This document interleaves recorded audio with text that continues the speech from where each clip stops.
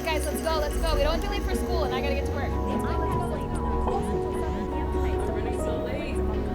Hey, Mom, I'm actually gonna be gone for the weekend. Alexa, what's my grocery list? Hey Siri, skip song. Okay, so we gotta do homework. Gotta finish dinner. Which one of y'all got dishes? They just dropped season 3. You want to binge watch it?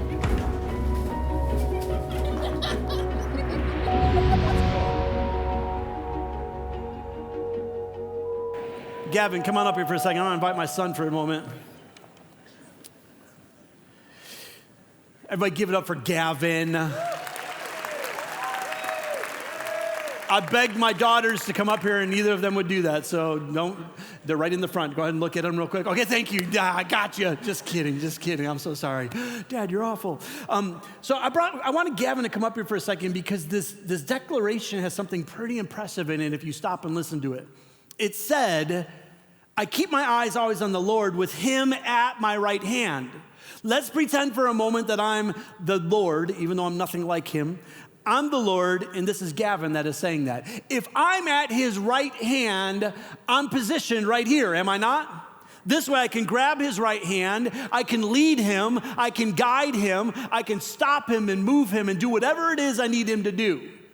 And whenever we see in the scriptures, it's talking about the right hand of the Lord leading, it's because the Lord's desire is to lead us where we need to be so that we can understand who he wants us to be and what he has for our life. And so constantly we see in the scriptures him leading somebody by their right hand. Sorry, buddy, you good? Okay, good. He probably was rolling his eyes and making faces. Stay right there for a second. Because it starts out with the psalmist saying, with him at my right hand, I will not be shaken. But then what was that last part? You make known to me the path of life. You will fill me with joy in your presence, with eternal pleasures at your right hand. So stop and think about this for a moment. Come up here, Gavin. Don't fall off the stage. I don't want to get sued by your parents, okay?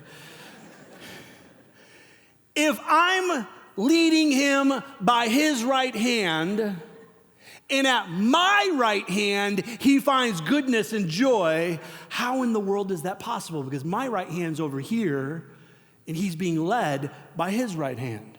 Well, it's like this.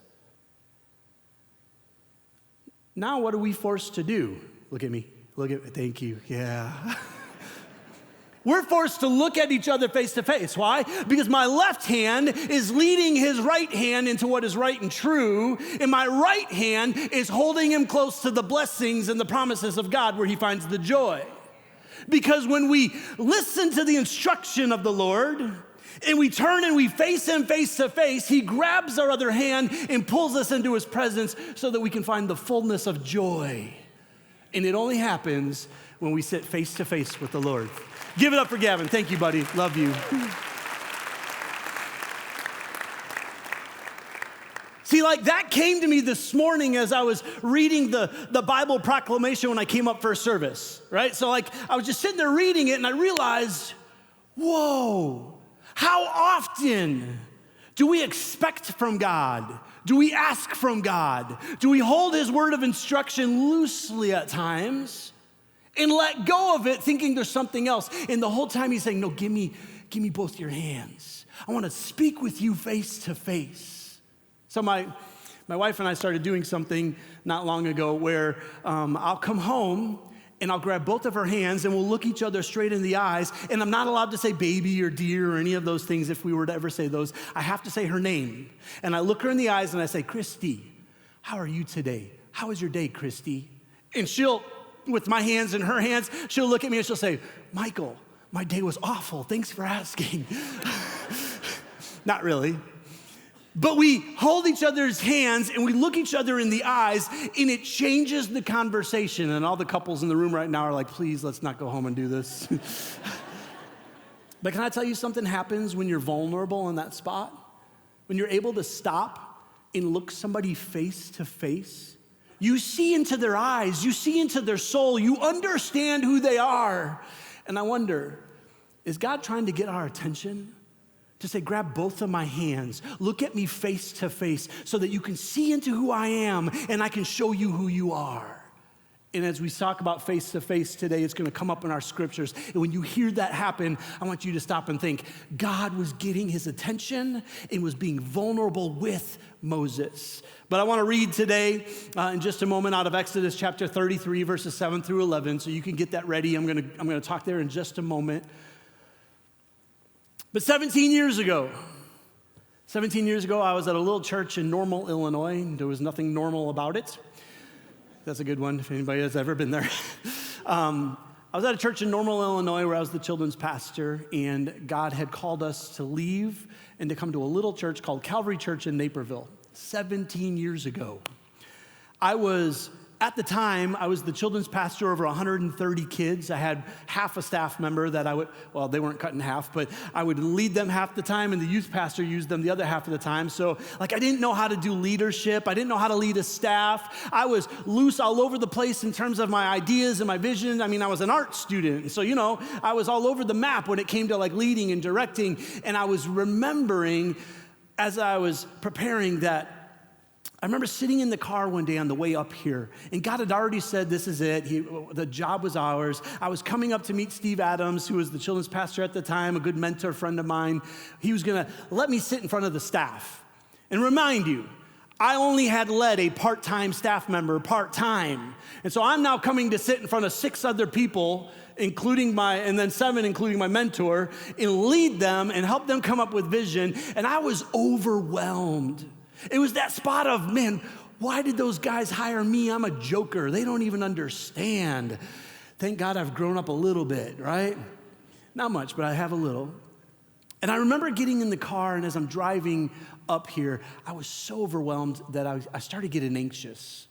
And I pull over at this rest area that's just outside of Bloomington, and because my eyes started tearing up and I was having a hard time breathing, and I shared this with the young adults on Thursday.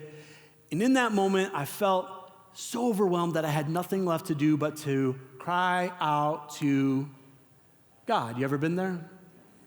Where there's I don't even know what to do next. I just need to cry out to the Lord right now. And I was sitting there in my car, and as I was praying, I said, God, I need you now more than ever. And here's the funny thing.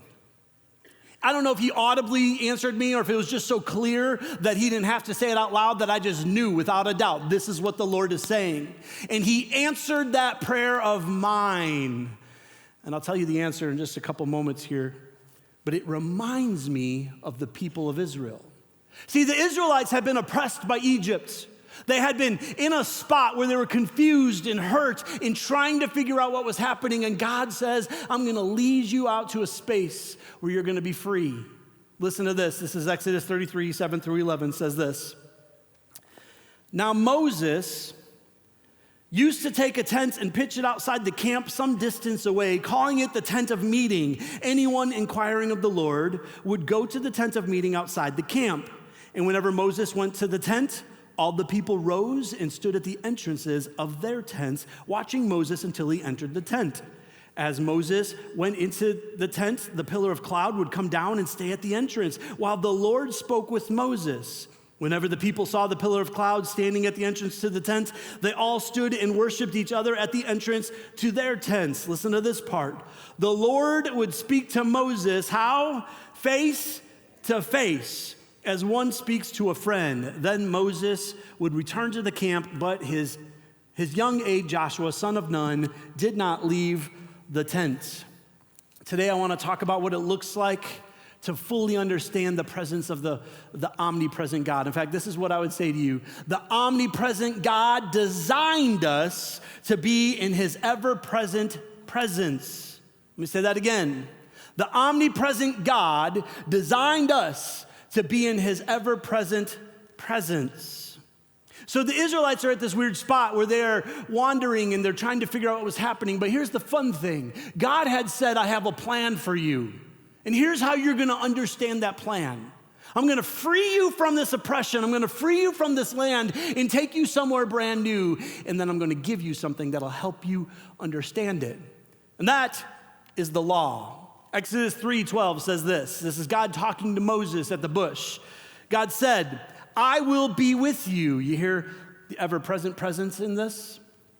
I will be with you, and this will be a sign to you that it is I who have sent you. When you have brought the people out of Egypt, you will worship God on this mountain. The mountain wasn't special. It wasn't some place that was set up for worship. It was just the mountain out in the middle of nowhere. Yet the presence of God was there. The presence of God was there inside a fiery bush when Moses was there. And now God is saying the presence of God will still be here when you come back with the people so that you can worship. Later on, the law is given to Moses. God gives it to him as instruction. Why? Well, Exodus 19:5. Now, if you obey me fully and keep my covenant, then out of all the nations you will be my treasured possession. Although the whole earth is mine, you will be for me a kingdom of priests and a holy nation. We don't like to talk about the law, do we? Like, how is it that we can be okay with things until there's rules around it? Anybody else that way? Like, oh yeah, I'm gonna do this, I'm gonna do this. Oh, there's a rule on how I have to do it? Like, my personality is, oh, you don't tell me how to do this. I'm gonna figure it out, okay? I'll do it my way. Which is how we are as Christians, isn't it? It's why in Christian culture, there's things that people will read in the Bible and say, yeah, but. Why? Because we want our own way of doing things. Well, surely God wouldn't want to hinder me from enjoying the best life possible, right? No, he wouldn't.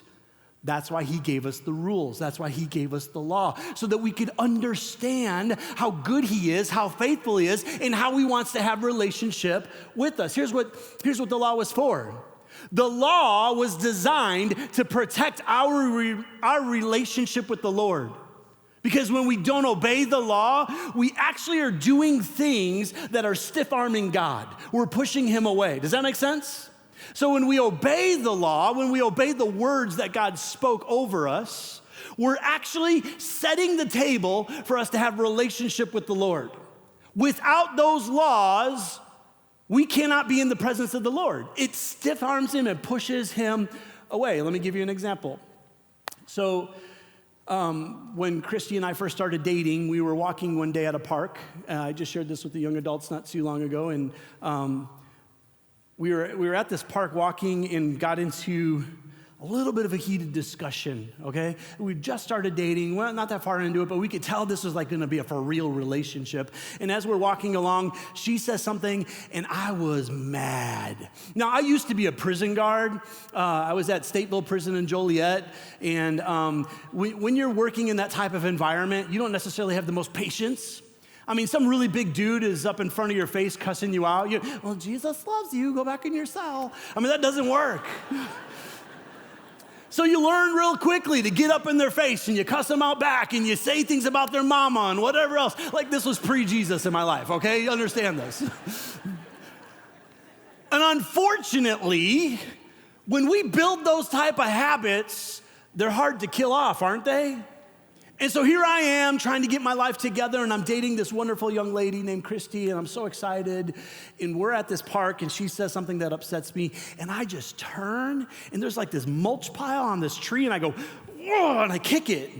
Well, they had just put the mulch around it, so it was really loose, and it just like exploded into a dust cloud. And being the typical guy, I'm like, yeah, that was cool. I'm just standing there looking at it, and then I turn and look, and Christy's halfway across the field getting back into her car.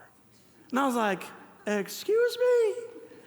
So I lived like a mile away from there. She lived about 5 miles the opposite direction, and I chose to walk all the way that direction without even thinking. That's how mad I was. I was like, I could have just went and got in my car and drove over. Instead, oh no. And I'm walking towards her house. Sorry, camera people, let me slow down. And so I'm walking towards her house, thinking this all through, and I throw pebbles at her window, and she comes down. It was so romantic. And she looks me in the eyes, and she says, Michael, I've been around people with those types of attitude. I've seen what it does to people, and I just want you to know it's not part of my future. Do you want to ride home? And I was like, yeah, come on, that's awesome, isn't it? She would say that. But I told her, no, I don't want to ride home. I'm going to walk home. And can I tell you, for 5.5 miles, And this was like at 7, 8 o'clock at night, starting to get dark. For 5.5 miles, I walked home and I prayed and I said, God, you got to help me kill this off. Why? Because the relationship means so much to me, I would do whatever it takes. Not because she said this is what it takes to be in a relationship with me, but because I loved the relationship so much, I would do whatever she asked of me at that moment to make myself better. See, that's what the Word of God is for. The law was given not to make life difficult for us, but to make sure we don't kill the relationship that God desperately wants with every single one of us. You know what? If you're ever in a spot where somebody is teaching you the rules and the what to do and not to do over the relationship with the Lord, can I just tell you, run away? Because here's the fun thing, and this is what John says. This is love for God, that you obey his commands, 1 John 5:3. And his commands are not burdensome. This is what it's talking about. When you fall in love with somebody, you would do anything, wouldn't you, to be with them.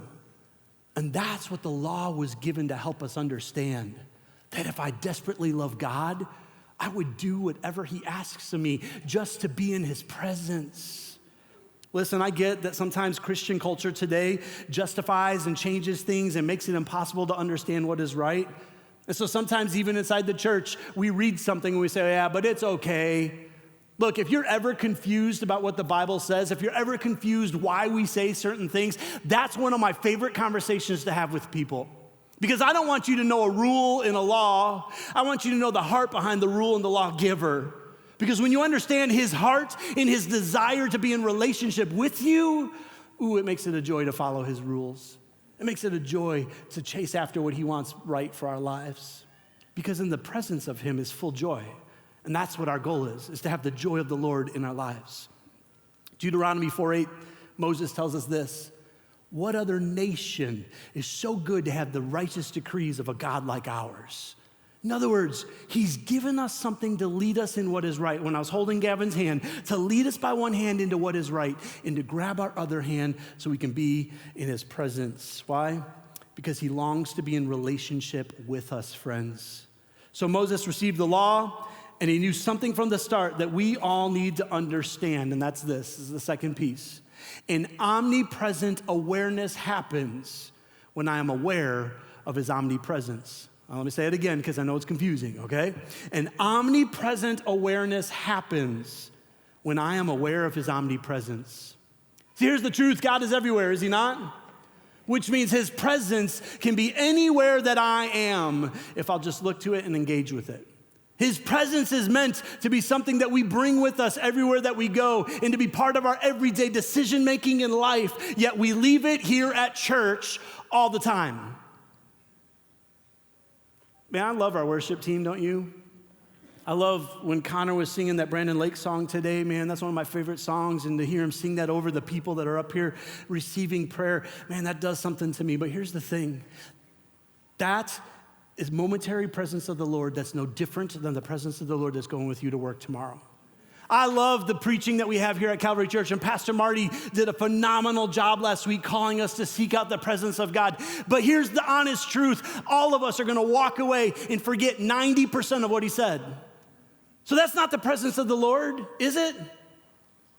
In fact, today, in just a little bit here, you're gonna go home and you're gonna turn on the pregame and you're gonna get all those salty chips ready and all those appetizers that you shouldn't be eating, and you're gonna get them all ready, which is fine.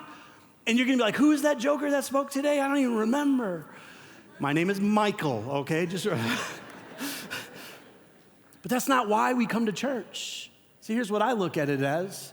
I don't come to church to be in the presence of the Lord. I come to church because I've been in the presence of the Lord. And I want to bring the presence of the Lord with me wherever I go. You see, if Pastor Marty has called us to be a church known for the presence of the Lord, he said that last week in his message. If you didn't get to hear it, go back and watch it, please. He called us out to be that church. It only happens when you and I say, man, I want to be in the presence of the living God every moment of every day. I want to figure out what it looks like as I stand at home, as I go to my job, as I talk to my roommate, as I sit in my family, whatever it is. I want to be in that presence regularly. Exodus 33:10 says this. Whenever the people saw the pillar of cloud standing at the entrance to the tent, they all stood and worshiped, each at the entrance of their tent. Okay, so here's where it starts getting a little bit interesting. Let me share this real quickly as I try to land this on time. I did some research on what nomadic life looked like in the Old Testament, and if you ever get a chance, you should probably go and read that, because here's what you have to understand. Not just the Israelites, but all the nations around them, there was a whole bunch of nomadic people that traveled from place to place to place, and there was a way of living. So it was very common back then for the other nations to set up a place of worship outside their camps. Here's why. Because they would try to camp where there was a high ground. And they couldn't build the camps and the tents on the high ground, so they would, outside of that, they would have their camp, and just outside of it's that high spot where they would put their place of worship. They believed it brought them closer to their deities. And so here's the Israelites, and they're doing the same thing. They're putting this place of worship outside, yet we see something completely different. What do we see? That while Moses went into the tent of meeting and met God face to face, all the people in their own homes, at the entrances of their own tents, did what? Worship the Lord. You see, we have to be a people. If we're going to live in the presence of the Lord, we have to be a people who are willing to take God's presence home with us, to sit at the doorways to our houses and worship Him and know that He wants to be part of our daily life, our family life, our whatever that looks like. He wants us to be there, but it takes all of us saying, man, I'm going to worship the Lord from home. I'm going to worship Him every moment of every day. Okay, you're not getting this, so let me just tell you this. Do you know what the word worship here actually means? Oh, let me look up this Hebrew word so I don't say it wrong. Oh yeah, shaukau. This is what that word actually means. To fall down on the ground and lie prostrate before the Lord. See, this wasn't the tent of meeting and the glory of God is falling and let me lift my hands and sing a song to Him. No, this was the tent of meeting and the glory of God is falling. Let me get down on my face. Because God is so holy and so good that right here in my own home, in the entrance to every part of my life, God be lifted high above everything. And if that means I lower myself lower and lower and lower until you're Lord of all things, then I will do it. I will do it.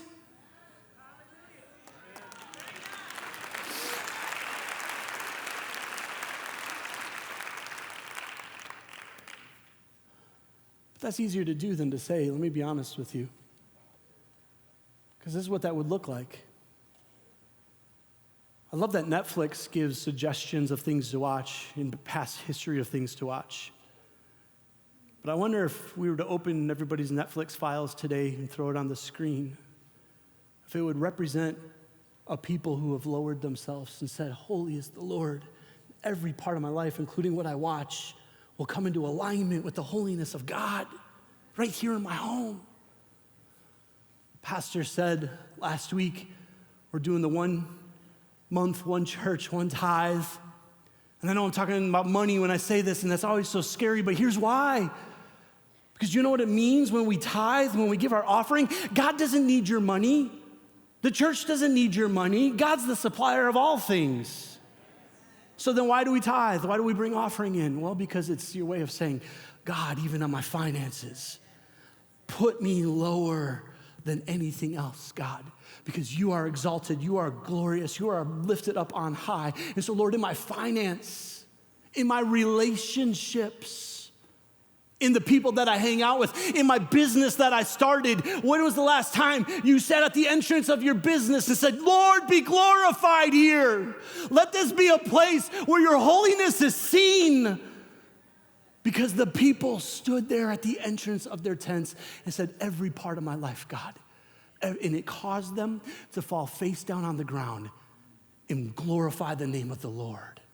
Friends, if we want to bring the presence of the Lord alive and active inside this place, do you know what it takes? It takes you and me being in the presence of the Lord on a daily, so that when we come together, there's the manifest presence that comes from all of us having been in the presence of the Lord, encouraging one another and lifting each other up. Wouldn't it be awesome?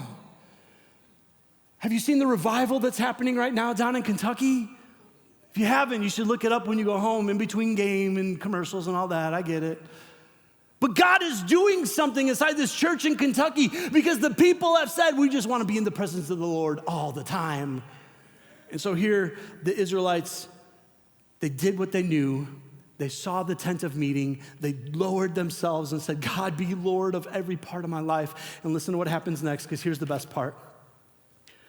And so God begins to move from them into a different place.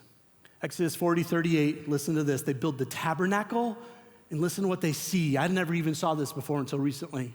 So the cloud of the Lord was over the tabernacle by day. We're talking the entire time they travel now, okay? And fire was in the cloud by night in the sight of all the Israelites during all their travels. They had an awareness to the omnipresence of the Lord. Everywhere they went, they carried that with them. In fact, Moses says, if your presence doesn't go with, we won't go. Well, how did they know his presence was going? They saw it. They were able to understand it and be aware of it. And so they followed the cloud. And at nighttime, they saw the fire inside the cloud. Why? Because of the power and majesty of the Lord. And they followed it everywhere through all of their life. But listen to this. The Lord's presence desires to tabernacle among us. Let me say that again. The Lord's presence desires to tabernacle among us. Listen to what happens in Numbers 2, verse 17. Then the tent of meeting and the camp of the Levites. Let me just make sure we understand this one more time. So just like all the other nations, they have these tents that they're traveling, wherever they would go, they would set up their village, they would set up their tents, and then they would put this tent of meeting on the outside where they can go and worship the Lord. And every time Moses went to that tent, the people would rise and they would worship the Lord and they would bring it into their homes. But then listen to what happens next, because they build this tabernacle for the Lord. And listen to the instruction. Then the tent of meeting and the camp of the Levites will set out in the middle of the camps. You see, they moved it eventually from being on the outskirts like all the other nations to saying, hey, this is how we're going to set things up. Whenever we travel, all of the tribes will make a circle. You're going to put them all the way around the center space, because right in the center, guess what's going to be there? The presence of the Lord. The tabernacle of God will be right there in the very center. They made it part of everything that instructed them. Well, understand what's different with this of every other nation. And now you'll understand why this is so important. Do you know what all the other nations had in the center of their camp? Their king. It was a place where they would keep him safe. It was a place where they would make sure there was surrounding around him so that they can honor their king. And God is saying, put me in that center place. Make me the king. Make me the Lord of your life. Why? Because in the presence of the Lord, when he's the center of all things, is full joy. And the goodness of him that's delivered by his right hand. And so they had to switch it around. It's interesting. When you look at the history of Israel, once they have a king, it changes their perspective again. All of a sudden, we see Saul when David is chasing after, or being chased by him, and he goes in. I don't know if you know the story.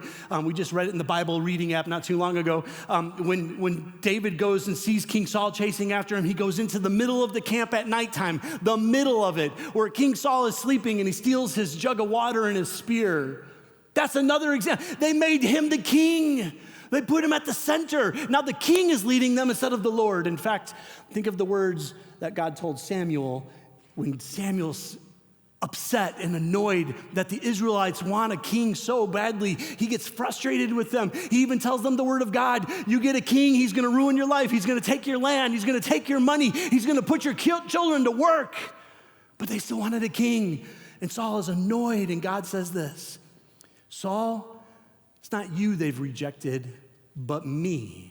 Why? Because now even into how they physically set up, the king is going to be the center of their life. Boy, we sure have a lot of kings in our life, don't we? A lot of things that we put as the center of our life that become the most important, the things that we chase after, and those things weren't meant to bring us life. And so what happens is we miss the presence of the Lord because we have too many things trying to run the center of our life. So how do we put those to sleep? How do we put those to the side so that we can say, Lord, whatever it is that you want, I want to be there. The Lord's presence desires to tabernacle among us. Listen to this. 1 Corinthians 3:16, don't you know that you yourselves are God's temple? Which is the same thing as the tabernacle was in that moment. It's the presence of the Lord where it should come down. Don't you know that's who you're supposed to be? And that God's Spirit dwells in your midst? Or how about this one, 1 Peter 2:9-10, but you are a chosen people, a royal priesthood, a holy nation, God's special possession, that you may declare the praises of him who called you out of darkness into his wonderful light. Once you were not a people, but now you are the people of God. Once you had not received mercy, but now you have received mercy. Why? Because you've made him the center of your life. So there I was, driving to Calvary, super anxious, not knowing what to do next. I knew what was required of me, and I felt very inadequate to do it. So I pulled over, and I'm at that truck stop, and I'm watching people go by, and I prayed, God, I need you now more than ever. And to be honest with you, I was desperate. I meant that prayer with every fiber of my being. And yet God audibly, or at least so clear that he didn't have to do audibly, said, no, you don't. You just realize it now more than ever. He said, Michael, you always need my presence. Sometimes you're in a spot where you realize you need my presence. Other times you take it for granted. And so he told me, Michael, just pursue my presence. See what happens if you pursue me with everything. See if I won't do for you what I promised. Friends, I know sometimes it gets busy in life, and I know there's things that are going on that draw our attention and cause us to. Can I just tell you, if we would stop and reset and say, nothing's gonna be at the center of my camp, nothing except the Lord. What does that look like? Well, that looks like me taking time to find his presence. Why? Because his presence is here, but sometimes we gotta stop and do the work to say, God, I just wanna be in your presence. I want to engage and focus. His word, his law wasn't meant to be a deterrent. It was meant to be a guardrail to say, don't distract, don't get away from me, but study these words of mine and know my heart and be close to me. So I wonder if anybody is like me that would say, man, I've stood at the entrance of my tent, and sometimes my hands are just up and I'm singing a song, but man, I want to be on the ground, face down, saying, Lord, you be Lord of every piece of my life, every single fiber of who I am. Be Lord. Because there is the beauty of the presence of the Lord. That's where you find full joy. That's where you find the goodness that he leads you to by his right hand, when you're able to say, have it all, God, have it all. What are you holding on to too strongly today? Might look like a relationship that you know is leading you to the side. Might look like a business that has taken so much time and energy that it's all you think about. Might look like your children who you love and you so desperately want to see the best for them, but you've put them above everything else. Whatever it is, here's the beauty of who God is. The tent was set up outside the city so that they can refocus and they could get their attentions back onto God. And then God helped them to bring that into their home, which wasn't seen by any other nation necessarily. They had their idols that they would have a safe place for, but at the entrance of their tent where people could see them and their family could witness, both sides were shown, I'm gonna put God first. And then as that happened, he moved back into the center of their life. Wherever you're at today, know this, you're not too far away from God for him to be the center of your life again. In fact, know this, you're not too far for him to want to be the center of your life. He wants to be with you. He desperately loves you. There's nothing that can separate you from him because he loves you with every fiber of his being as well. Would you stand to your feet with me as we close this time together? Because maybe you're here and you're like, but Pastor Michael, you don't get it. You don't get where I've been. You don't get what I've done or what I've seen, and I'm just so far away from the Lord. You know, here's the beauty.